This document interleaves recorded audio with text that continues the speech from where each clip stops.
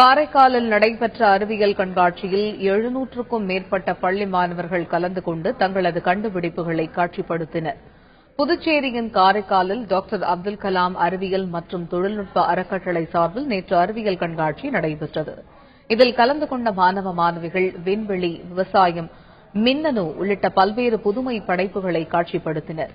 இறுதியாக வெற்றி பெற்ற மாணவர்களுக்கு பரிசுகள் மற்றும் பதக்கங்கள் வழங்கப்பட்டன. இவற்றுள் 100 மாணவர்களை தேர்ந்தெடுத்து அவர்களுக்கு பல்வேறு துறையில் 1 வருடம் இலவச பயிற்சி அளிக்க உள்ளனர்.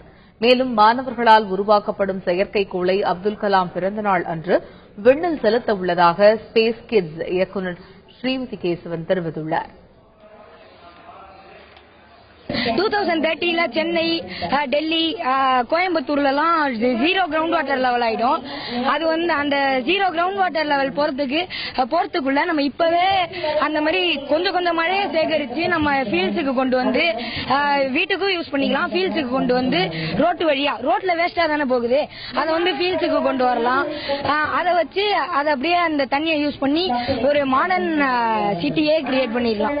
அதுதான் என் ப்ராஜெக்ட். இது வெறும் பிரைஸுக்காக நடத்தக்கூடிய ஒரு எக்ஸ்போ இல்லாம இதுல ஒரு 100 விஞ்ஞானிகளை தேர்வு செஞ்சு அவங்களுக்கு 1 வருட காலம் இலவச பயிற்சி எலக்ட்ரானிக்ஸ்ல, ஏரோஸ்பேஸ்ல இந்த மாதிரி பல்வேறு துறையில அவங்களுக்கு பயிற்சி கொடுத்து இந்த 1 வருட காலம் முடிஞ்ச கடைசியில அப்துல் கலாம் ஐயாவோட பிறந்த நாள் அன்று ஒரு சேட்டலைட்டை நாங்க விண்ணில ஏவணும் அப்படின்னு இந்த பிள்ளைங்களால செஞ்ச ஒரு சேட்டலைட்டை விண்ணில ஏவணும் அப்படிங்கிறது தான் எங்களோட